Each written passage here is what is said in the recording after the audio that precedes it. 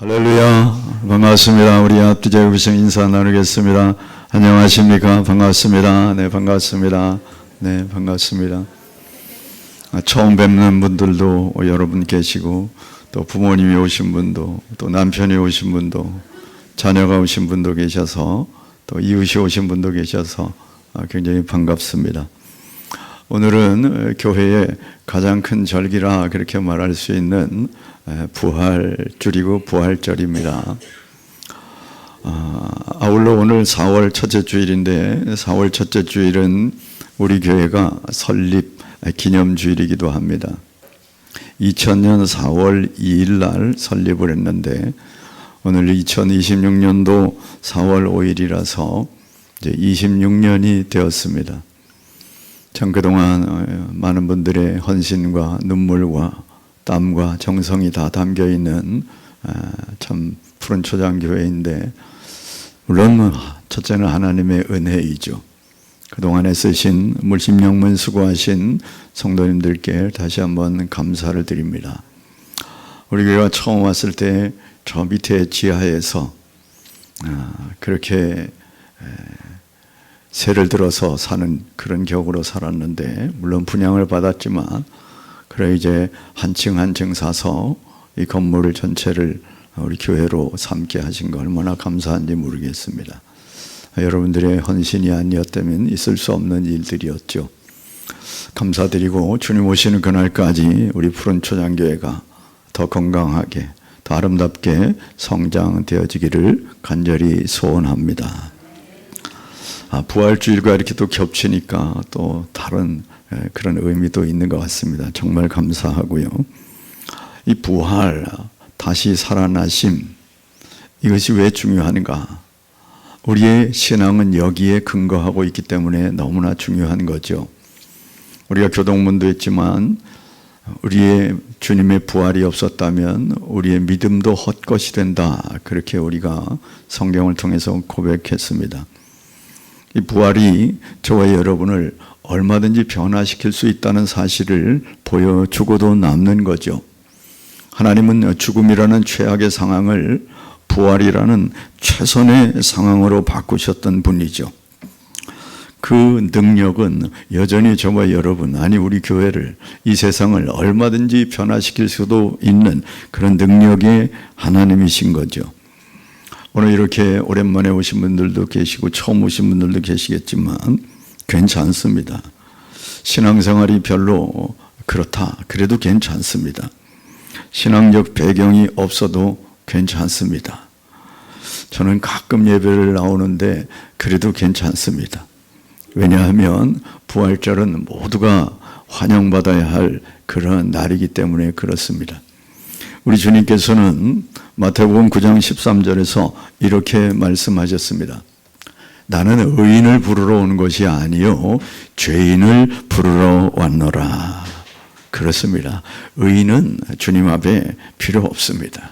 죄인을 불러서 의인 만들어서 주님 앞에 인도하는 그런 것이니까. 기독교의 최대 명절 부활절은 하나님이 그래서 우리를 초대하는 날이기도 합니다. 왜 초대하실까요? 그냥 뭐 잔치하고 즐겁게 지내라고 그렇지 않습니다. 저희 여러분에게 새로운 삶을 살도록 초대하시는 거죠. 이전의 삶이 아닌 새로운 삶으로 하나님께서 은혜 주시려고 부활절을 지키도록 하게 하신 줄로 믿습니다. 그래서 오늘 본문 말씀에 부활하신 주님께서 주시는 삶, 부활하신 주님이 우리에게 주시는 삶이 있다는 겁니다. 본문 말씀을 우리가 살피기도 하지만 성경 몇 곳에서 하나님이 우리에게 주시는 삶이 어떤 것인가 세 가지로 살펴보려고 합니다. 첫째는 하나님이 하나님의 은혜로 살게 하시는 삶을 주신다는 겁니다. 은혜라고 하는 것은 우리에게는 꼭 필요한데 우리는 그것을 받을 수 없는데, 그러니까 하나님이 거저 주시는 선물, 우리가 도무지 쟁취할 수 없는 것을 하나님이 거저 주시는 선물, 그것을 은혜라고 한다는 겁니다. 그 은혜를 우리에게 주시고 은혜 가운데 살도록 하시려고 저와 여러분 오늘 부르셨다는 사실이죠. 우리가 읽은 고린도후서 5장 14절 말씀을 다시 한번 읽어보겠습니다. 그리스도의 사랑이 우리를 강권하시는도다. 우리가 생각하건대 한 사람이 모든 사람을 대신하여 죽었은즉 모든 사람이 죽은 것이라. 아멘. 이 고린도후서는 사도 바울이라고 한 사람이 고린도에 있는 사람들에게 편지로 보낸 내용입니다. 물론 하나님의 감동으로 기록된 말씀이라 성경에 담겨 있는 것이죠.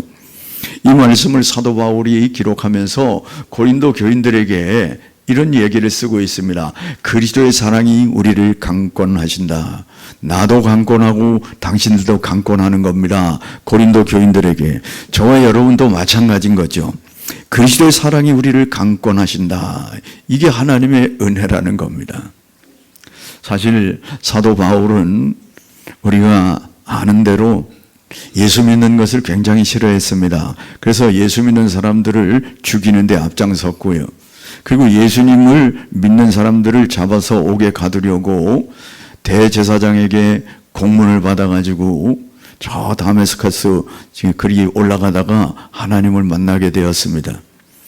그리고 하나님이 그를 부르셔서 이방, 이 유대인 말고 예수 믿지 않는 많은 사람들에게 복음을 증거하려고 내가 너를 세웠다. 그렇게 하고 그에게 은혜를 베푸셔서 복음을 증거하는 사람이 되었습니다. 근데 자기를 뒤돌아보니까 도무지 하나님의 사랑을 받을 수 없는 자였다는 겁니다. 왜냐하면 그냥 그런 대로 예수 믿는 삶이 아니라 그냥 뭐 한 번씩 빠지는 그런 정도가 아니라 예수 믿는 사람을 죽이는 데 앞장섰고요.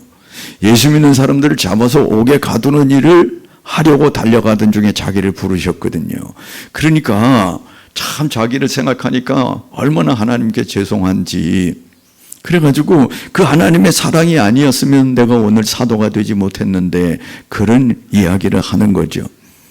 그것은 저와 여러분도 좀 비슷합니다. 하나님을 몰랐을 때는 우리가 죄와 허물 속에 살아가는 거죠. 하늘 소망을 모르고 살아가는 거죠. 하늘나라가 있는지도 그냥 어렴풋이 알기만 하지만 어떤 분들은 뭐 죽으면 그만이지 뭐 천국이 있긴 어디 있어 뭐 이렇게 하고 살아가지 않습니까? 그런데 하나님이 우리에게 성경을 주셔서 하늘나라에 있다고 말씀하시는 거예요. 그리고 저와 여러분이 어떻게 구원받았는지를 설명하고 계시지 않습니까? 그것 때문에 예수님을 보내셨고 그것 때문에 예수님이 죽으셨고 그것 때문에 부활하셨다고 말씀하시면서 우리에게 그리스도의 사랑을 말씀하시는 거죠. 그러므로 저와 여러분이 그 사랑에 강권되어서 오늘 이 자리에 있게 된 줄로 믿습니다. 나는 누가 뭐 그냥 억지로 가자 그래서 왔는데 물론 억지로 가자 한 사람은 한두 사람이 아니었어요. 그런데 여러분이 이 자리에 왔다는 자체는 하나님의 강권하신 은혜가 여러분에게 미치게 되신 줄로 믿습니다. 한 사람이 모든 사람을 위해 대신 죽은 사건이라고 지금 사도 바울은 기록하고 있습니다. 한 사람은 예수 그리스도를 말하는 거죠. 모든 사람을 위해서 대신 죽었다. 모든 사람은 저와 여러분도 포함되는 거죠. 모든 사람을 위해 대신 죽었다. 모든 사람은 모든 인류를 포함하는데 저와 여러분도 거기에 포함되어 있다는 겁니다. 그 사실을 가르치고 알리기 위해서 사도 바울이 나는 예수 그리스도를 전하는 일에 내 목숨을 걸었다. 그렇게 이야기하는 겁니다. 나 자신을 위해서도 죽었기 때문에 여러분 왜 죽었을까요? 죄의 삭은 사망입니다. 죄 지은 자는 모두가 죽게 돼 있어요. 그래서 인류는 다 죽으러 가는 겁니다. 나는 죄 없습니다. 그런 사람 누가 있습니까? 아무도 없습니다. 물론 사회적인 어떤 형법이라든지 그런 부분에는 자유할지 몰라도 성경의 죄의 개념은 굉장히 높은 개념입니다.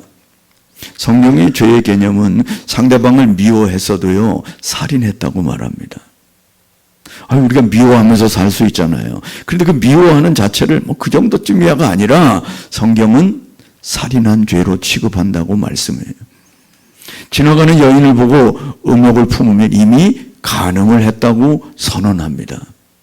어떤 사람의 물건을 보고 탐심을 가지고 아직까지 훔쳐가지도 않았는데 그 탐심, 욕심 그것만 가지고 이미 도적질했다고 선포한다는 겁니다. 그러니까 성경의 죄의 개념은 마음에 있는 겁니다. 그 마음이 떳떳한 사람이 누가 있습니까? 그러므로 모든 사람은 다 죄를 지었어요. 어린아이는 죄가 없다고요? 아닙니다. 어린아이도 죄를 가지고 태어납니다. 우리가 아이들을 키워보면 알지 않습니까? 아이들이 태어난 그 하루만 자라면 우리 아이가 달라졌어요. 그런 프로그램 필요 없을 거예요. 우리가 아이를 낳아가지고 키워나가는데 그 아이에게 너 앞으로 못된 짓 하며 살아가야 된다. 너 앞으로 이렇게 나쁜 마음 가지고 살아가야 된다. 그거 가르친 사람 아무도 없어요. 어떻게든지 착하게 살고 어떻게든지 공헌하며 살고 효도하며 살고 그렇게 살기를 다 원하지 않습니까? 그런데 그렇게 살질 않아요. 가르치지도 않았는 욕심이 그 안에서 나오지 않습니까? 가르치지도 않는 미움이 그 안에서 나옵니다. 그 뭔가 태어날 때 가지고 나오는 걸 말해요. 그걸 원죄라고 말합니다. 거기서 왔나? 아담으로부터 왔습니다. 인류 최초의 조상인 아담이 하나님께 범죄함으로 말미암아 그때부터 그 죄의 연관으로 그 혈통으로 태어난 모든 인류가 다 죄의 속성을 가지고 태어나는 겁니다. 아담이 지은 죄와 내가 무슨 상관이 있는가? 상관은 없는 것 같아도요. 아담의 혈통을 이어받은 모든 인류는 아담이 대표이기 때문에 다 대표적 원리로 그렇게 다 영향을 입게 되었습니다. 아버지가 보증을 잘못 서면요, 집이 날아가는데 그 안에 살아가는 자녀들이 무슨 죄가 있습니까? 나는 보증 쓴 일이 없는데. 아버지가 대표라서 그 집의 호주라서 아버지가 대표로 그렇게 쓰면요, 자식들도 다 따라가는 거예요. 다 나가야 돼요. 그게 대표의 원리입니다. 그러니까 아담이 그렇게 죄를 지음으로 모든 인류가 죄라고 하는 것을 짊어지게 되겠고, 그리고 그렇게 살다가 죄 때문에 죽게 되는 거죠.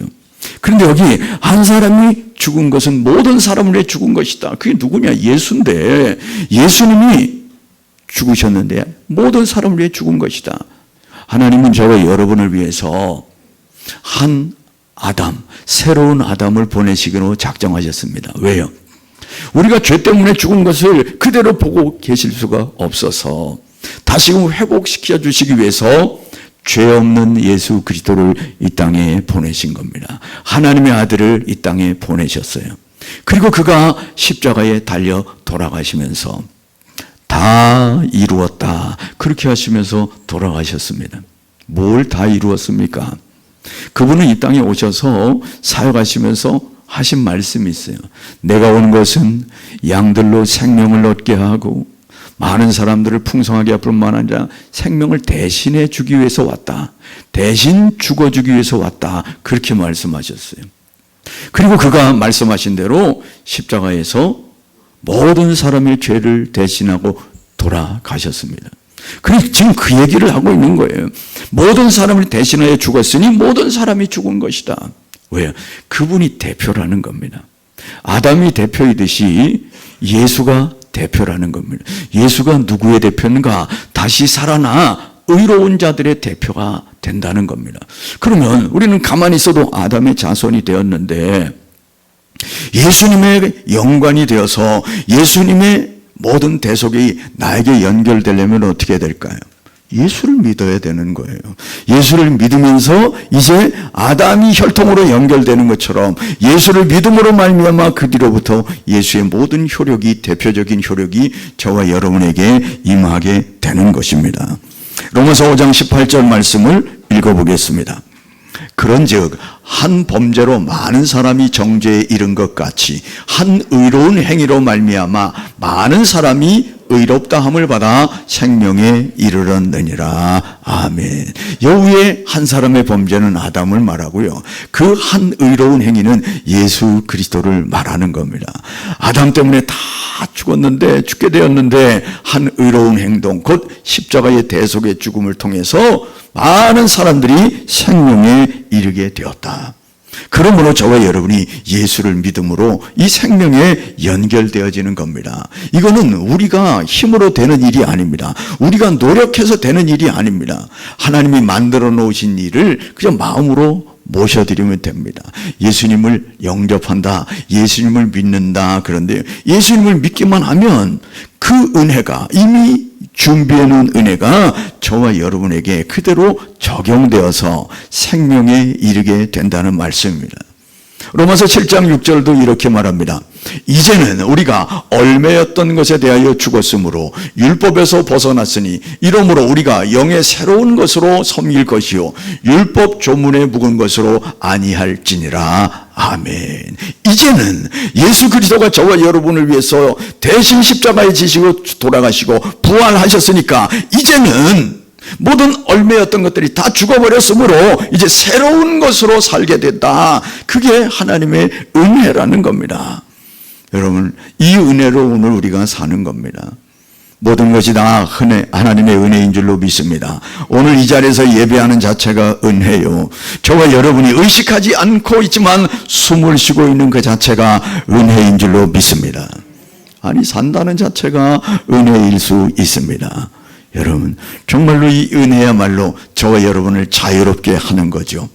하나님이 은혜로 말미암아 더 이상 우리는 죄책감에 살 필요가 없습니다. 더 이상 죽음의 공포에서 살 필요가 없습니다. 염려와 근심에서 살 필요가 없습니다.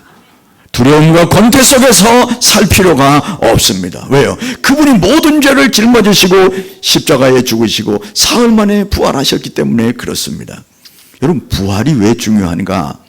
예수님이 십자가에 달려 돌아가실 때에 옆에 있던 군인들이, 아니 그 대제사장들이 그랬습니다. 야, 저 자기 죄 때문에 죽는 거야. 신성 모독죄로 죽는 거야. 아니 그러지 않으면 내려와 봐라 말이야. 막 이렇게 하면서 비꼬고 말이죠. 멸시하고 그랬습니다. 그럼에도 불구하고 그는 많은 사람들의 대속물에 죽는다고 그냥 죽으셨어요. 그러면서 다 이루었다 선포하고 돌아가셨거든요. 여러분, 그렇게 해가지고 만일 끝났다면 많은 사람들은 죄의 삭은 사망이니까 예수님도 특별히 무슨 죄는 있었을 거야. 그러니까 죽었지. 그런데 그게 아니라는 사실을 증명하려고 부활하셨다는 겁니다. 자기 죄 때문에 죽은 게 아니라는 것을. 왜? 죄는 죽음인데 이분은 죄와 죽음과 관계가 없기 때문에 그냥 살아나신 겁니다. 살아나심으로 말미암아 그의 죽음 자체가 모든 인류를 위해 죽었다는 그 사실을 보여주는 것이 된 것입니다. 역시 그분은 죽긴 죽었는데 죄 때문에 죽은 건 맞는데 그가 살아났다고 하는 것은 그분의 죄 때문에 죽은 것이 아니라는 것을 증명한다는 겁니다. 그래서 부활이 우리에겐 얼마나 중요한지 모릅니다. 그래서 모든 죄값을 지불하고 죽은 게 확실하다고 하는 것을 부활로 보여준다는 것입니다. 디모데전서 2장 6절 말씀입니다. 그가 모든 사람을 위하여 자기를 대속물로 주셨으니. 할렐루야. 그것을 증명하는 게 부활이에요. 그분이 말씀하신 그대로 여러분, 이 은혜로 살라고. 우리가 힘들어도 어려워도 그래, 하나님이 내 죄 때문에 아들을 십자가에 못 박으셨지, 그리고 부활하셨지, 하나님이 내게 주신 은혜, 내 모든 죄를 속해 주신 그 은혜, 그걸 생각하면서 기쁘게 살라고 저와 여러분을 부르셔서 부활의 절기를 지키게 하시는 줄로 믿습니다. 두 번째, 부활의 주님께서 우리에게 주시는 그런 삶이 뭔가? 의미 있는 삶을 살게 하시다라고 우리에게 부활을 주신 것입니다. 15절 말씀을 한번 읽어보겠습니다. 그가 모든 사람을 대신하여 죽으심은 살아있는 자들로 하여금 다시는 그들 자신을 위하여 살지 않고 오직 그들을 대신하여 죽었다가 다시 살아나신 이를 위하여 살게 하려 함이라. 아멘. 이 말씀은 이제 다시 살았으니까 옛 모습으로 살지 말라는 겁니다. 다시 살림을 받았으니까 그 다시 살려주신 그 하나님의 은혜로, 그 예수님 중심으로, 교회 중심으로, 하나님 중심으로 살라, 그렇게 말씀하는 겁니다. 여러분, 우리 인생에 있어서 가장 큰 비극이 뭘까요? 그건 죽음이라고 말할 수 있습니다.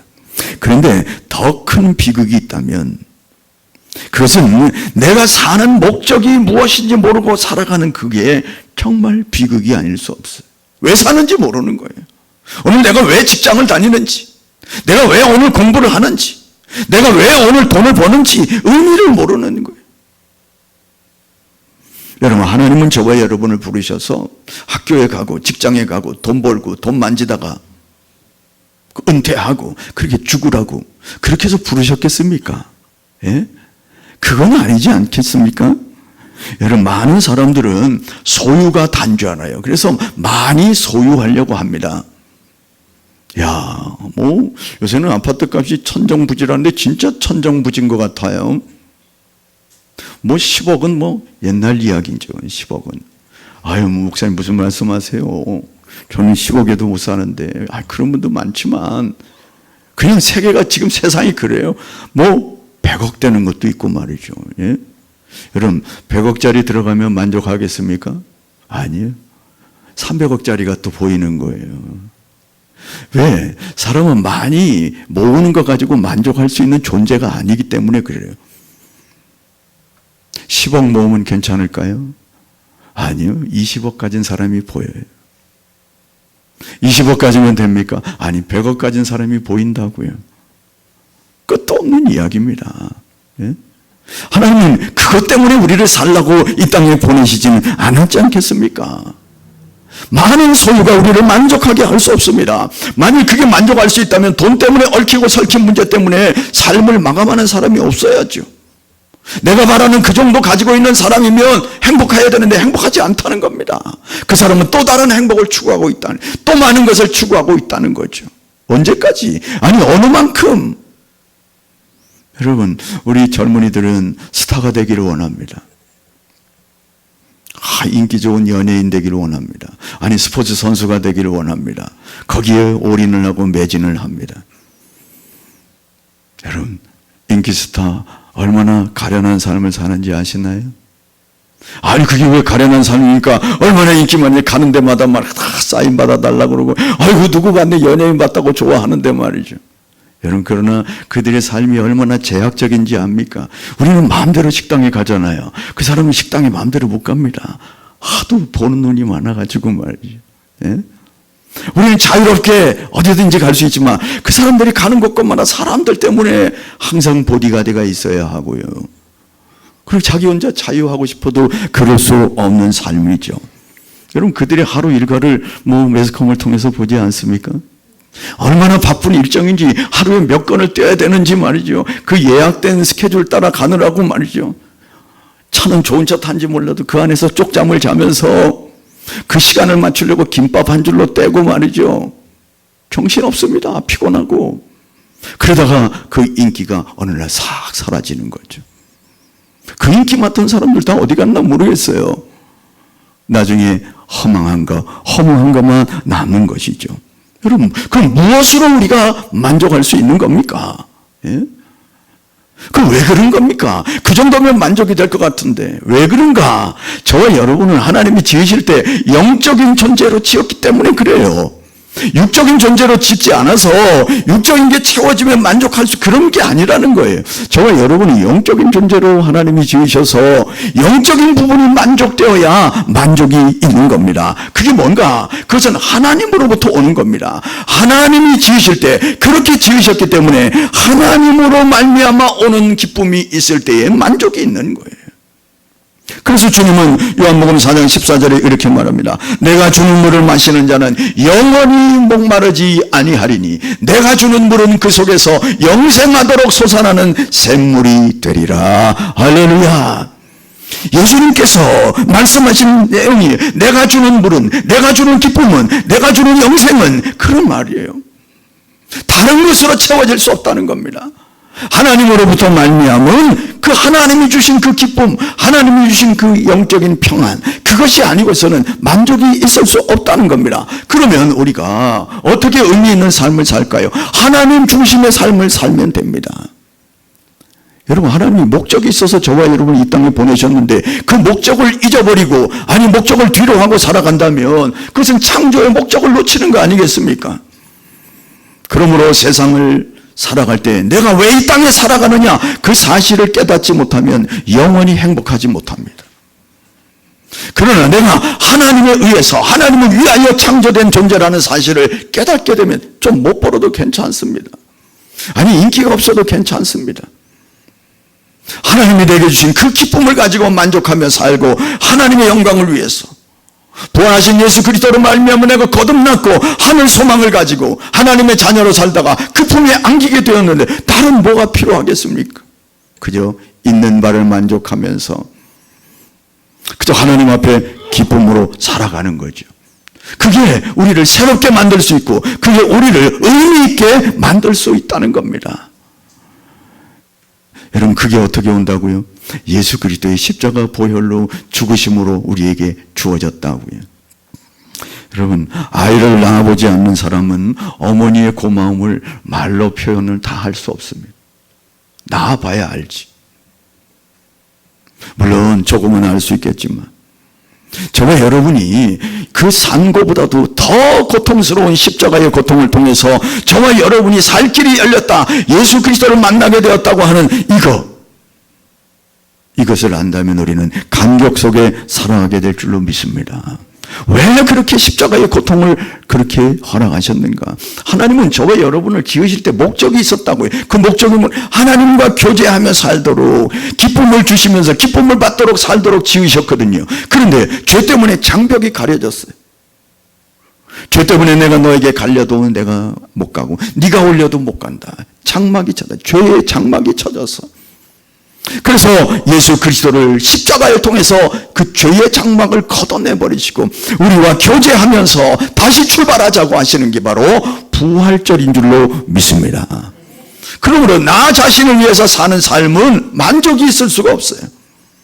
나를 지으신 그 목적, 하나님의 영광을 위해서 우리의 삶을 드려질 때에, 하나님의 영광을 위해서 삶을 시작할 때에 우리의 삶이 바뀌어지고 기쁨이 충만하고 우리의 삶이 더욱더 풍요롭게 되는 줄로 믿습니다. 그렇습니다.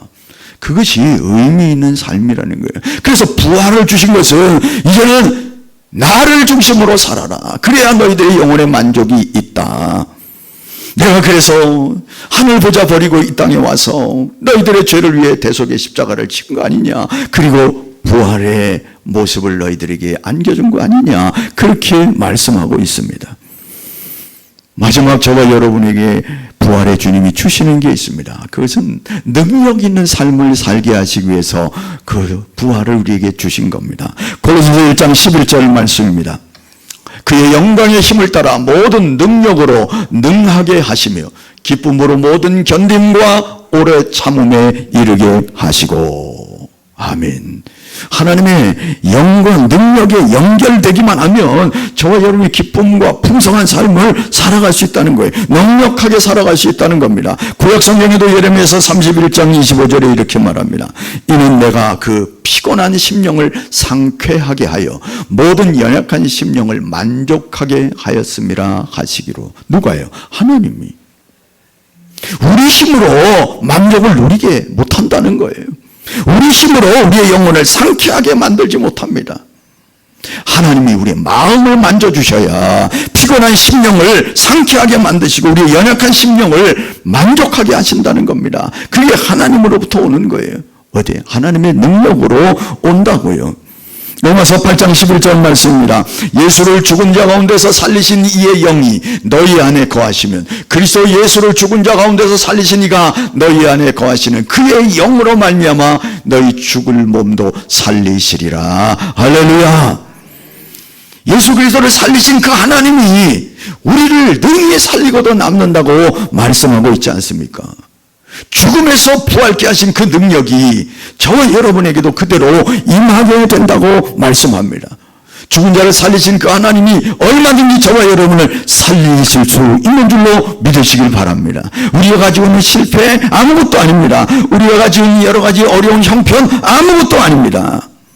죽어버린 꿈까지도 하나님은 다시금 일으켜 세우실 능력이 있는 줄로 믿습니다. 아니, 죽음에서 일으키셨는데 무엇을 못하시겠습니까? 그 동일한 능력이 저와 여러분 가운데 날마다 공급된다면 그것처럼 힘 있는 일이 어디겠습니까? 그건 어떻게 가능할까요? 바로 예수 그리스도를 믿음으로 가능한 것입니다. 여러분, 지금 이 땅에 전기가 엄청 들어와 있어요. 저기 코드가 있습니다. 코드 옆에 코드가 있는데 아무리 좋은 핸드폰, 아무리 좋은 장치가 있더라도 저 코드에 꽂지 않으면 소용없습니다. 배터리 나가면 아무 쓸모 없어요. 그렇지 않아요? 코드에 꽂아야 충전이 되지. 하나님의 은혜는 우리 가운데 충만히 임하고 있는데 연결이 돼야 되지 않겠습니까? 연결은 무엇으로 되나? 예수 그리스도를 믿음으로 말미암아 그리스도의 능력이, 하나님의 능력이 우리에게 임하게 되는 줄로 믿습니다. 그게 예수 믿는 거예요. 예수님이 왜 이 땅에 오셨나? 요한복음 10장 10절 말씀에 이렇게 말합니다. 내가 온 것은 양으로 생명을 얻게 하고 더 풍성히 얻게 하려는 것이라. 할렐루야. 양이 누굽니까? 음매하는 양이 아니에요. 저와 여러분을, 세상 사람들을 양이라고 표현한 겁니다. 주님이 이 땅에 오신 것은, 주님이 십자가에 달리신 것은, 주님이 부활하신 것은 양으로 저와 여러분을 생명을 얻게 하고 풍성하게 얻게 하려고. 그래서 주님이 오셨다는 겁니다. 그게 부활의 소망이 아니겠습니까? 이 부활을 우리가 접하기만 하면, 예수 그리스도를 믿음으로 연결되기만 하면 공허함과 그 고갈됨, 그 얽매임에서 완전히 놓이게 되는 줄로 믿습니다. 그게 예수 믿는 복이에요. 여러분, 예수 믿으면 만사형통된다, 거짓말입니다. 예수 믿으면 만사형통될까? 그게 거짓말인데, 만일 예수 믿으면 만사형통된다 그러면 오늘 이렇게 빈자리가 없을 거예요. 미어 터져야죠. 예수 믿으면 만사형통인데, 아니에요. 예수 믿으면 만사형통이 아니라 예수 믿으면 주님으로 말미암아 우리 가운데 기쁨이 넘치게 되는 줄로 믿습니다. 그래서 모든 것들을 긍정적으로 보게 되고, 모든 것을 감사로 보게 되고, 모든 것을 은혜로 보게 되는 것이죠. 그래야 사람이 사는 겁니다. 보이는 것 가지고 못 삽니다. 보이는 건 늘 부족이요. 보이는 건 늘 연약하고 불완전한 것 뿐입니다. 그런데 예수 그리스도를 만나게 되어지면 우리의 삶이 기쁨으로 변해요. 뭘 만나도 감사, 뭘 만나도 은혜, 그렇게 노래하는 거예요. 그래서 예수 믿는 사람들은요, 얼굴이 다릅니다. 죄송한 얘기지만 똑같은 사람이라는 나이를 가지고 예수 믿는 사람과 믿지 않는 사람 얼굴을 비교해 보세요. 한 10년은 더 젊어 보일 겁니다. 정말입니다. 주위 사람들 한번 보세요. 저를 보세요. 좀 염색은 했지만. 제가 염색하고 나니까 어떤 권사님 10년은 젊어 보인다고 그러시더라고요. 원래 10년 더 젊습니다. 제가 68입니다. 지금 50대 같이 보이지 않습니까? 그렇습니다. 예수 믿으면 하나님의 은혜가 우리 가운데 충만하여 늘 찬양하고 늘 말씀을 대하고, 그러므로 우리의 마음의 평안이 모든 평안을 이끌게 되는 줄로 믿습니다. 다시 한번 말씀드리지만, 저와 여러분을 이 땅에 태어나게 하셔서 그저 그냥 살다가 학교 가고 직장 가고 그리고 돈 좀 만지다가 그냥 은퇴하고 그리고 사라지도록 그렇게 지으셨겠습니까? 그건 아니지 않나요? 말씀을 정리하려고 합니다. 오늘 이렇게 오셨는데, 아유, 나는 너무 늦게 왔네요. 괜찮습니다. 노년에 들어오셨어도 하나님은 기뻐하십니다. 나이가 7, 80인데 이제 와서 괜찮습니다. 하나님은 그 마음만 받으셔서 버선발로 달려 나오시는 분이 바로 우리 하나님이십니다. 하나님께 늘 관심을 갖고 지금 우리를 부르신 것은, 그래, 다시 시작해봐라. 그래, 세상 것으로 만족하면 없지? 그래, 나를 만나야 돼. 부활의 주님을 만나는 거야. 내가 너 도와줄게. 오늘 잘 왔다. 다시 시작해보자라고 주님이 말씀하신 줄로 믿습니다. 부활의 주님께서 세 가지의 의미 있는 삶을 우리에게 주신다고요. 하나님의 은혜로 사는, 하나님의 은혜를 살면 의미 있게 살아라. 더 나아가서 하나님의 능력으로 살아라. 그래서 우리에게 부활절을 주신 줄로 믿습니다. 이 은혜가 우리 모두에게 충만하게 임하게 되시기를 주의 이름으로 축복합니다. 축복합니다.